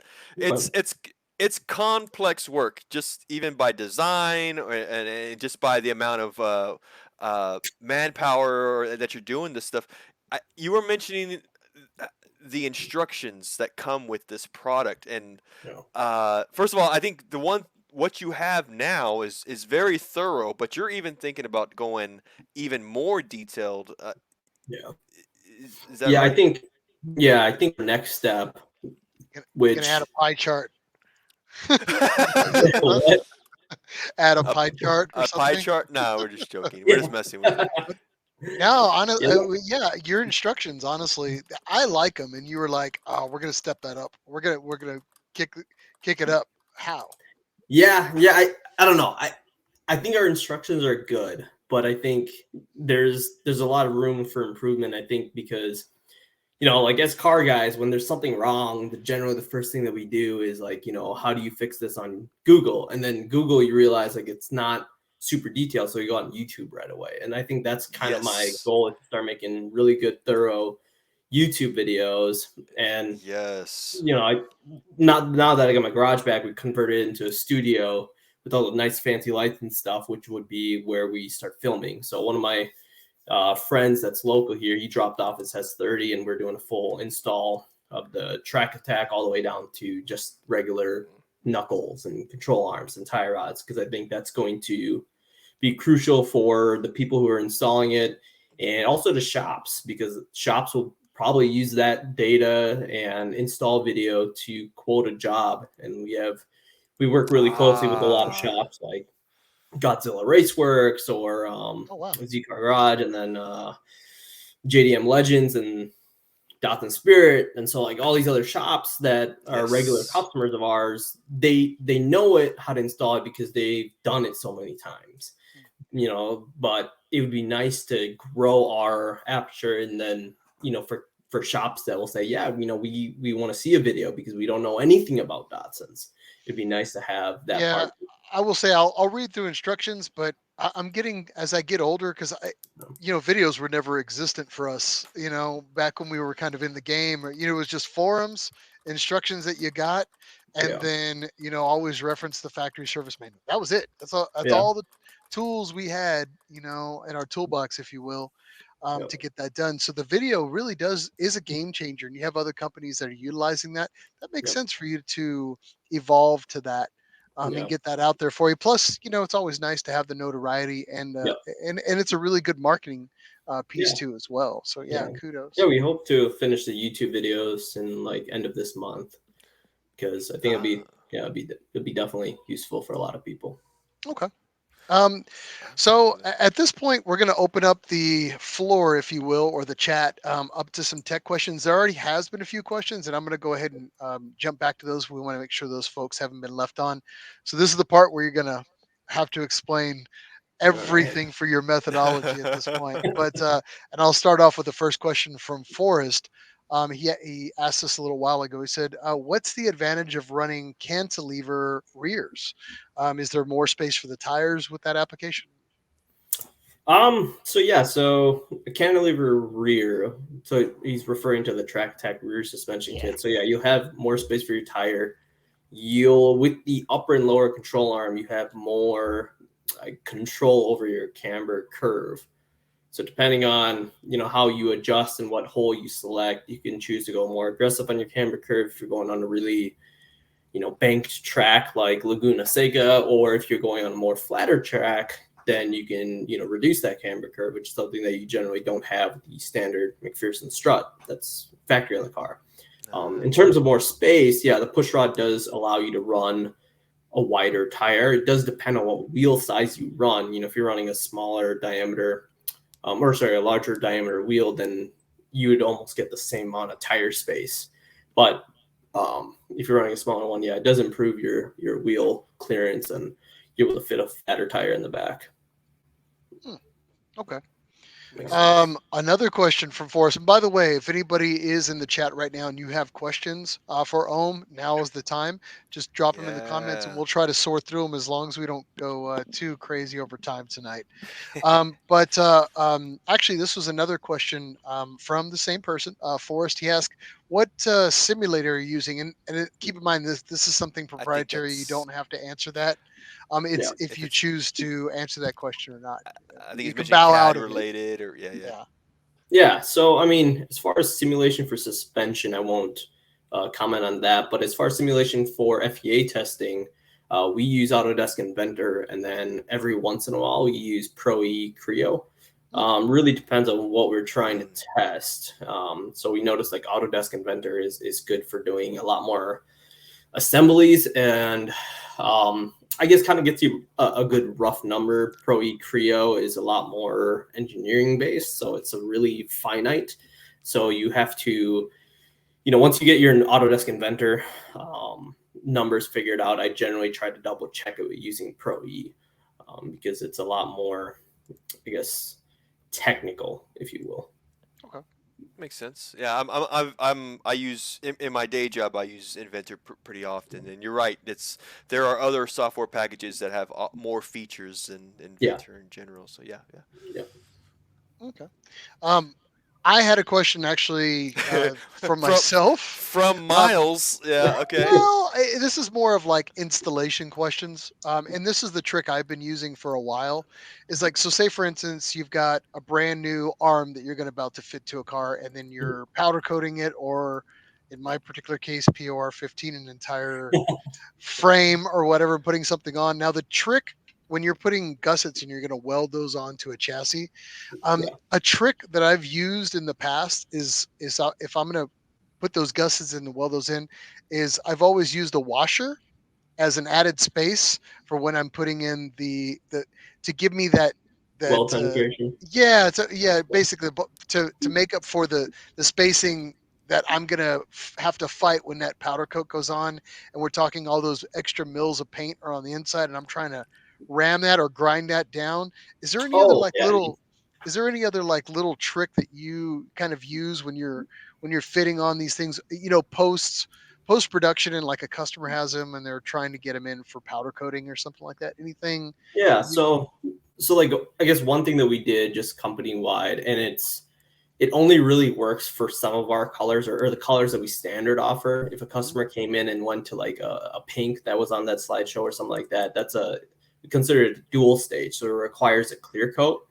So that's thicker, yeah. And Okay, so yeah, yeah. we don't account for that because 95% of our customers don't have that. They're all single stage. But we generally add, say if a hole diameter is supposed to be for a 1/2 inch bolt, we'll add a couple of thousandths to that diameter. So instead of 0.5, we'll do 0.505. Okay. So it just opens that hole a little bit. So once we do add powder to it, there'll Oh, be, you nice, know, man. Look at you. yeah, But no, it sucks. Like it really is a thing, and you're just like, Makes oh, sense. here yeah. I Well, what go, sucks break is out the when Dremel, and yeah, let's go that, or yeah. What sucks is when I file. forget to account for it, and then I'll like send something to laser. We'll get all these parts back, and I'm like, oh shoot, now we got to drill all these out. Yeah. So I mean, you're doing everything raw. I mean, from what I can tell, and then powder coating all in house. Mhm. Is the and you don't, again, proprietary, you don't have to answer this, but is there have you learned anything from powder coating on your own, like any tips that you would want to give somebody, like if they're, hey, I want to get this done or I want to get that done? Is there any like feedback that you would probably give somebody when they're considering these custom colors or options, things like that? Yeah, I mean, so you're doing a custom color. The first thing I always tell people to consider is like durability, because a lot of the colors, like say that glow in the dark color, it's not a very durable color. It's like a matte finish. Mm. Generally, mattes aren't super durable. They'll leave fingerprints easily, and then they'll scratch super easily. And then if it's just a transparent color, like some people will have a transparent copper, but there's no base coat and there's no top coat. Those are also kind of like the less durable colors. So I generally like certain customers are super picky on color and they're like, yeah, I'm going to drive the car 50 miles a year. Then yeah, you can do whatever color you want. It doesn't really matter. Yeah. Um, but yeah, as far as color goes, then I'd always recommend people going with like a single stage or at least a weird matte color with a flat clear over it, because Okay. that's otherwise it's going to scratch super easy. And then if somebody was like trying to figure out how they start powder coating or what to do when they're powder coating, I would recommend getting a decent powder coating gun.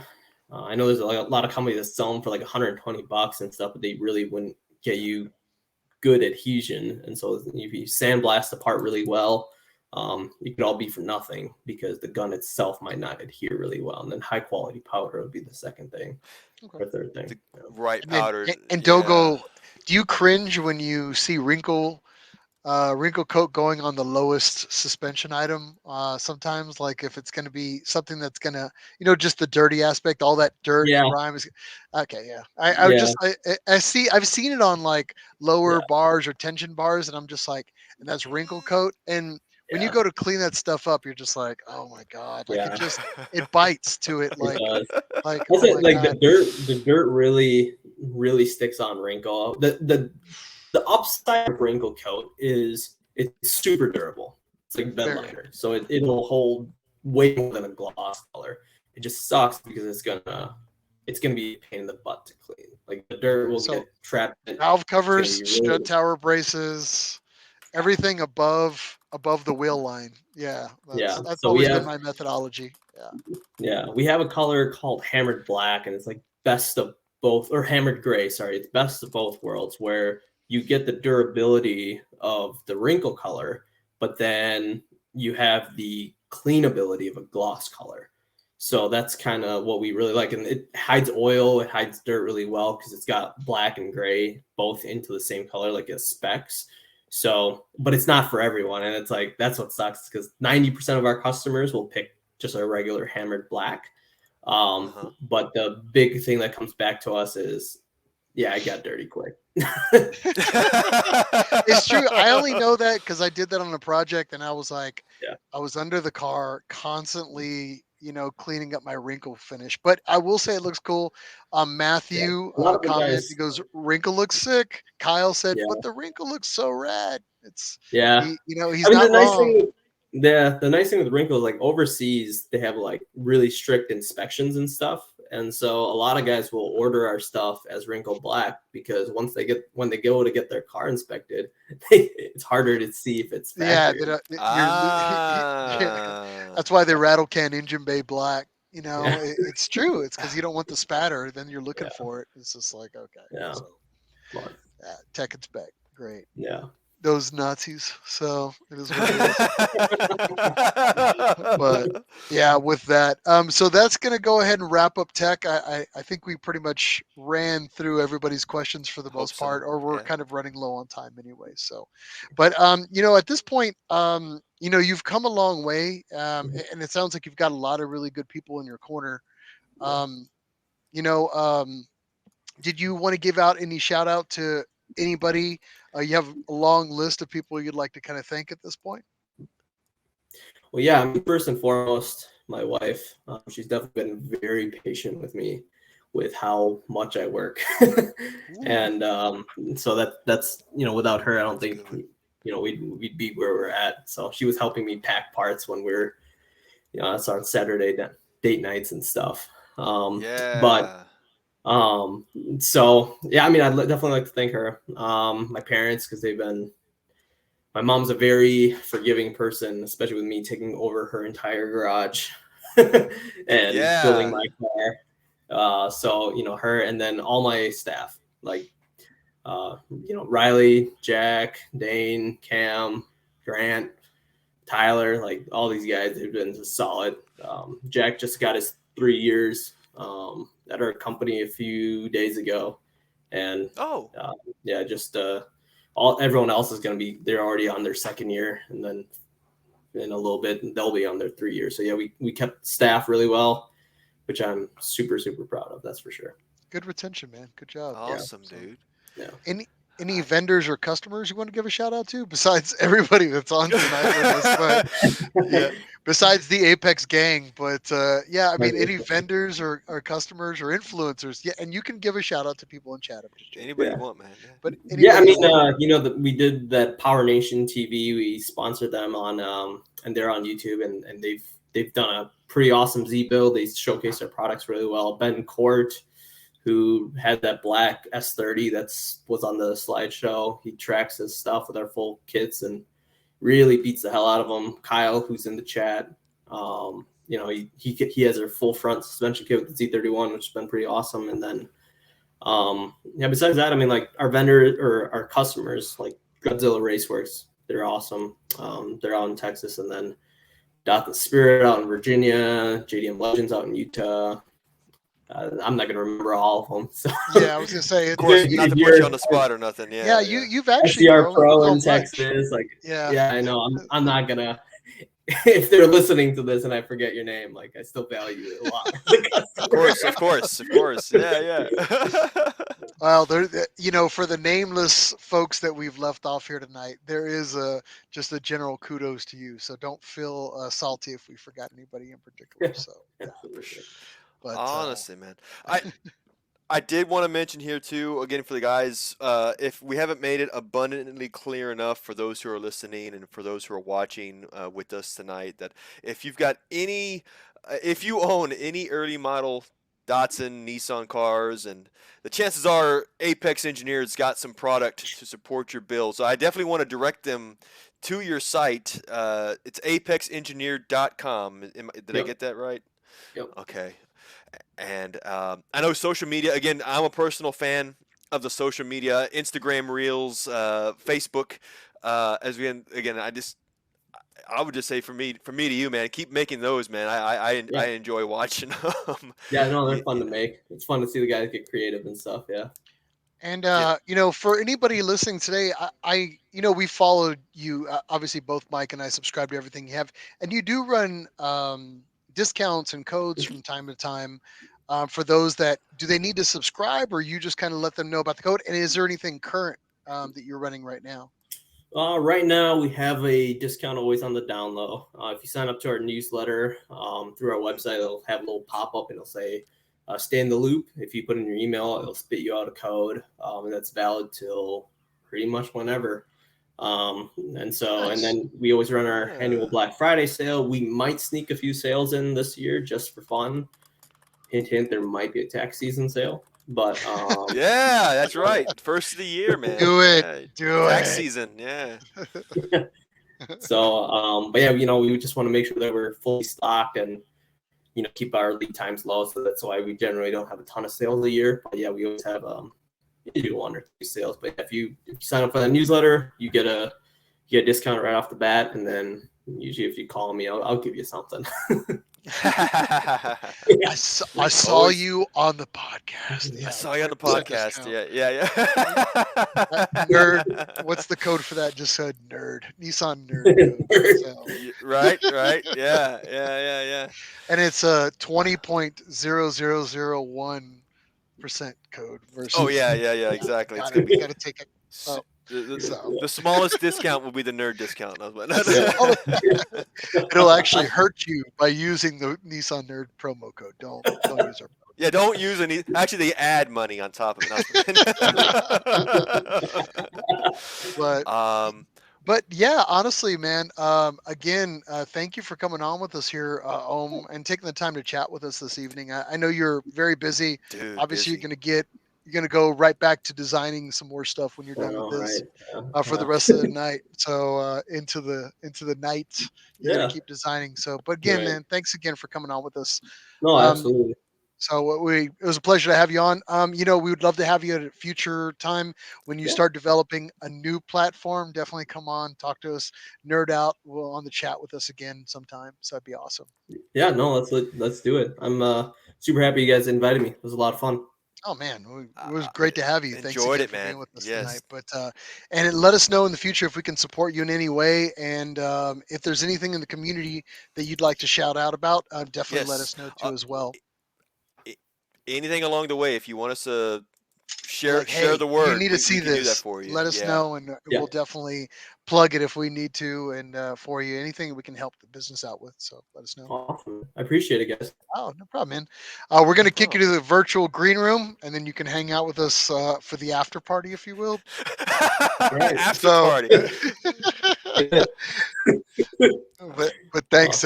Go to the enjoy the virtual beers in the virtual green room. So. Yeah. Thanks again, man. Yeah. All right. Later, guys. That's it. Dude, that was that's awesome, it. man. I think that's all I got for the night. For anybody on with us here, thank you for being on. Again, thank you for chatting with us, and of course with Ohm. We had a blast. It was great. But I've enjoyed it. Anything else you want to kind of give a shout out for? Yes, of course, guys. If you are on social media, like, share, and subscribe. Primarily, we're looking at our Facebook page. Of course, is the common. I want to say the most posts that we make are through Facebook. We've actually been growing into Instagram more often. It's been doing pretty good. The new one that we've been doing here is our YouTube channel, guys. If y'all are wanting to see, of course, this is the live stream though, but we will literally. Drop this it'll be pre-recorded at this time onto the YouTube channel. We're going to be dropping those, I believe, by the end of this weekend. What I've been doing here in the last 2 weeks is that, up until now, when we would release an episode on YouTube, it would be the entire episode, and these episodes can get long. We're right about the 2 hours even now. But what I've been doing here lately is actually cutting up the videos into bite-sized segments, so you can literally enjoy it a little bit easier. You kind of get to see into fun sizes. Exactly. So low calorie. Low calorie maybe keeps the attention up. I've been trying to hone my video editing skills, and so as a result, we've been getting some better videos on YouTube. So if for any of you that are with us, definitely subscribe. And I believe when videos are released, there is some sort of notification that will let you know how you can watch us Yeah. in more ways for But sure. again, thank you for the continued support. Like, follow, and subscribe, and we'll try to keep you updated as we take on new interviews and take on new news and cover motorsports for this year, which is going to be a lot. So stay on with us for 2023. Other than that, that's all I got, man. Um, Yeah. Yeah, you got anything left? What do you got? I got a little bit left. You got a Yeah. little bit. Oh. I got some as well here, guys. Again, guys, thank you for being. Every time you go loud, you cut off. But we're going to go ahead and just cut off Mike for the rest of the night. I'm going to go ahead and take the lead into the night. Kampai, one last one for the road. And thank you all for being on with us here tonight.